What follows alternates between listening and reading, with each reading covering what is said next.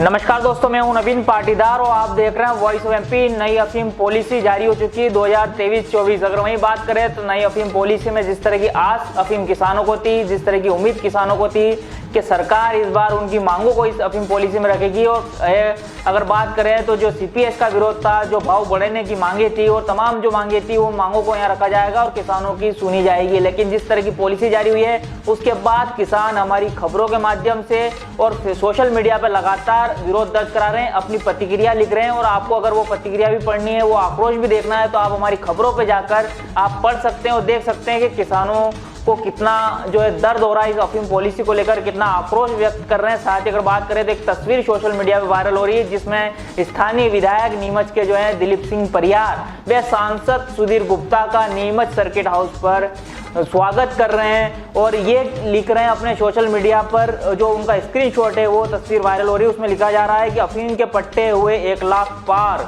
मतलब बहुत बड़ी उपलब्धि जो है भारतीय जनता पार्टी ने अफीम किसानों के पक्ष में हासिल कर ली है। इस तरह की बात इस तस्वीर पे लिखा गया है। साथ ही ये भी लिखा गया है कि 2014 के पूर्व कांग्रेस शासन में लगभग 12,548 पट्टे थे, अब भाजपा के शासन में हुए 1 लाख पट्टों से अधिक, ये बात लिखी गई है। साथ ही ये भी लिखा गया है कि मंदसौर लोकसभा क्षेत्र के लोकप्रिय सजग सांसद सुधीर जी गुप्ता को इस ऐतिहासिक उपलब्धि पर बहुत बहुत धन्यवाद। नीमच डाक बंगला पधारने पर आत्मीय स्वागत किया गया।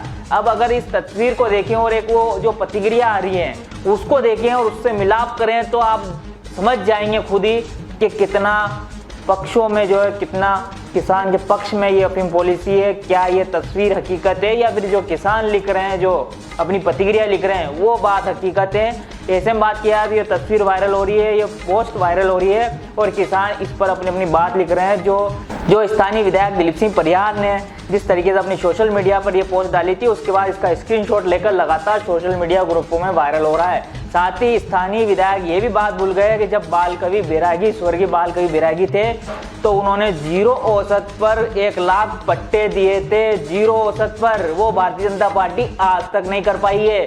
यहाँ तक कि और जो सीपीएस पद्धति थोप दी गई उसे लेकर किसानों में भारी आक्रोश है और अपना आक्रोश व्यक्त कर रहे हैं। और यहाँ पर जो स्थानीय विधायक दिलीप सिंह परियार जो नेता हैं, वे सांसद के कसीते कर रहे हैं। उनकी जिस तरीके से उन्होंने कहा कि 1 लाख पट्टे हो गए, 1 लाख पट्टे हो गए, वो तो मान रहे हैं, लेकिन उन पट्टों को आपने किस तरीके से काम किया, जो लूनी चिरनी में कटे उनको सीपीएस में डाल दिया, तो वहां से गढ़ के यहाँ आ गए वो। तो ऐसे में कहाँ से पट्टे बढ़े, किन किसानों की सुनी गई है, मैं तो बता दो।